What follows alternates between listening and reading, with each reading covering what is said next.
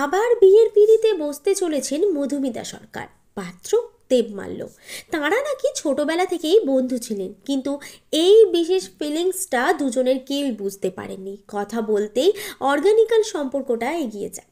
মধুমিতার মতে দেবমাল্য ভীষণই মিষ্টি স্বভাবের, তাকে ভীষণ বোঝেন, কাজের ব্যাপারে এনকারেজ করেন।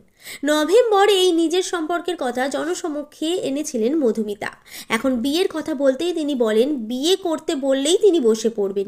এই বছর তো শেষই হয়ে গেল, তাই নতুন বছরের শুরুতেই চার হাত এক হতে চলেছে। এর আগে সৌরভকে বিয়ে করেছিলেন মধুমিতা। মাত্র 18 বছরে করা সেই বিয়ে তাঁর পক্ষে সুখকর হয়নি। এত কম বয়সে বিয়ে করা নিয়ে এর আগে দুঃখ প্রকাশও করতে দেখা গেছে তাকে। তবে সেই সব কিছু ভুলে নতুন প্রেমের সম্পর্কে তিনি যে হাবুডুবু কাচ্ছেন সে কথা আর বলে দিতে হয় না। যদিও প্রেমিক সম্বন্ধে এত কথা বললেও দেবমাল্য কি করেন এবং কোথায় থাকেন সে সম্পর্কে কোনো কথা জানাননি মধুমিতা। তার মতে দেবমাল্য যেহেতু ইন্ডাস্ট্রির মানুষ নন, তাই প্রচারের বাইরে থাকতেই পছন্দ করেন। তার ইনস্টাগ্রাম হ্যান্ডেলটা পর্যন্ত প্রাইভেট করা। যাই হোক, মধুমিতাকে তার নতুন জীবনের জন্য অনেক অনেক শুভেচ্ছা।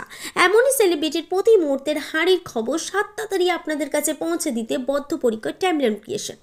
আপনাদের কি মতামত দেবমাল্য মধুমিতার জুটি নিয়ে? মন্তব্য করে জানান আমাদের মন্তব্যের বাক্সে।